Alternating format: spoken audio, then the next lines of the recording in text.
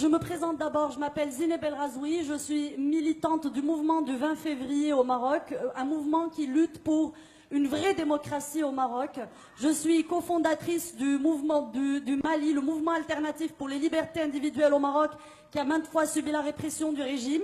Je suis une journaliste au chômage au Maroc après la fermeture du support où je travaillais par le régime et dont voici le directeur, qui est l'auteur d'un livre censuré au Maroc parce que c'est un livre qui parle du roi du Maroc et qui est un homme accusé, qui vient d'être inculpé il y a quelques mois pour le vol d'un ordinateur qui lui appartient.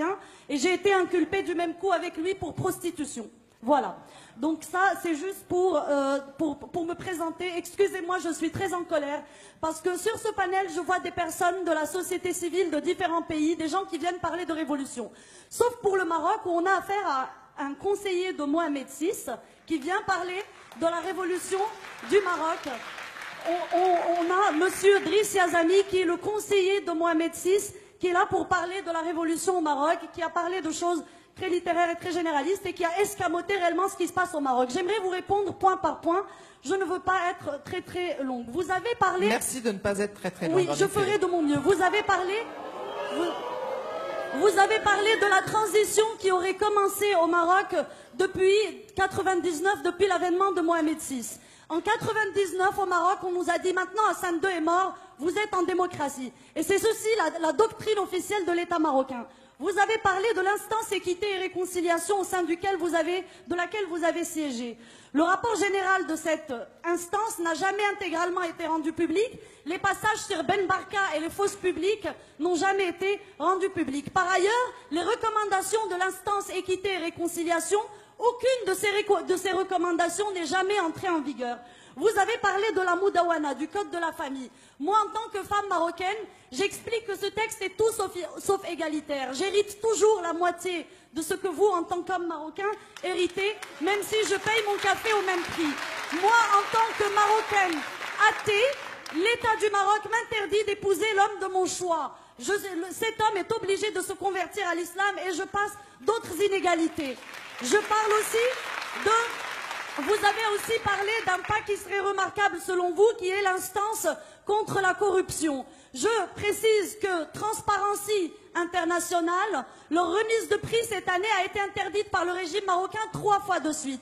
Le remise de prix devait être donné au militant Chakib Khiyari qui était condamné à 3 ans de prison au Maroc pour avoir dénoncé la corruption. Vous-même, monsieur Yazami, vous, depuis le début du mouvement du 20 février, notre mouvement a été traité par l'État marocain. Je passe les tabassages, je passe tous ceux qui ont été dans le coma, je passe les morts. Et là, je rappelle, Kamal Ammari, mort, assassiné par le régime à Asfi. Nous avons eu à peu près 13 immolations par le feu au Maroc. La dernière date de la semaine dernière. Monsieur le jeune Hamid Kanouni, 30 ans, immolé par le feu le 7 août à Berkane, décédé le 9 août. Fedwa Al-Aroui, immolé par le feu à Soukhsebt le 21 février, décédé le 23 février, victime de sa condition de mère célibataire, traitée de pute par le Mokadem de la ville, parce qu'elle est mère célibataire et qui s'est immolée publiquement par le feu. Il existe une vidéo de 3 minutes de sa mort, qui est juste insupportable. Où étiez-vous en tant que turiféraire des droits de l'homme à ce moment-là? Et je passe le reste.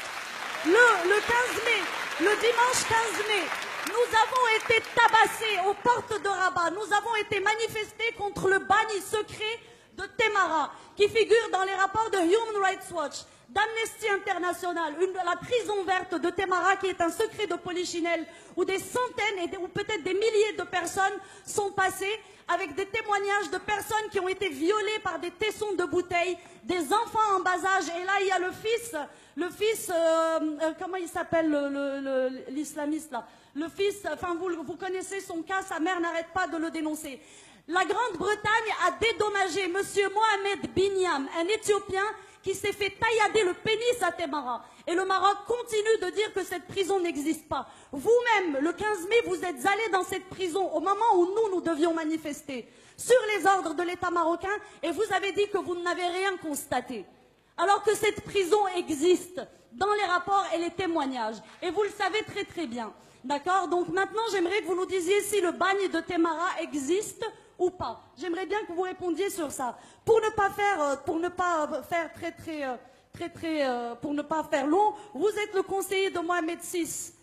7e monarque, 7e tête couronnée la plus riche du monde après les monarchies pétrolières d'Arabie Saoudite. Mais quand vous ramenez le PIB de ces pays au PIB marocain, vous le retrouvez vite en tête.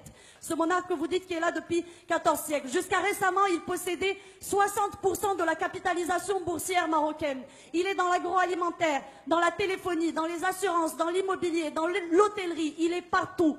D'accord? Quelle est la différence aujourd'hui entre Ben Ali et Mohamed VI? Est-ce qu'on aurait reçu un conseiller de Ben Ali pour parler de la révolution tunisienne? Est-ce que ça se serait passé? D'accord? Donc, vous, juste pour conclure, la constitution marocaine est un simulacre. C'est une constitution qui consacre l'islam religion d'État, le droit divin, où il n'y a pas d'égalité homme-femme. Est-ce que vous pouvez conclure, Zineb, Je vais conclure très rapidement. Où il n'y a pas... D'accord? Cette constitution n'a pas été faite par une constituante comme le demandait le peuple marocain. Elle a été faite par 18 personnes, dont vous, qui ont été nommées par le roi, qui n'ont aucune légitimité de représentativité du peuple marocain. C'est une constitution cocotte-minute concoctée en 3 mois dans les arcanes du palais royal. On a eu 10 jours pour la voter, pour la soumettre à référendum. Elle a été votée à 99% de oui, ce qui est un score digne de la Corée du Nord. D'accord? Donc, ne venez pas nous parler de démocratie, monsieur le conseiller du roi. Ok, voilà. Merci Zineb.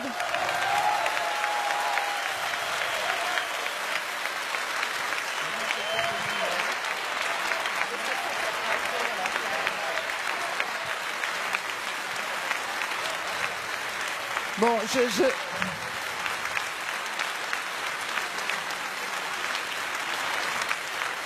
Non mais écoutez, moi j'adore les ambiances chaudes.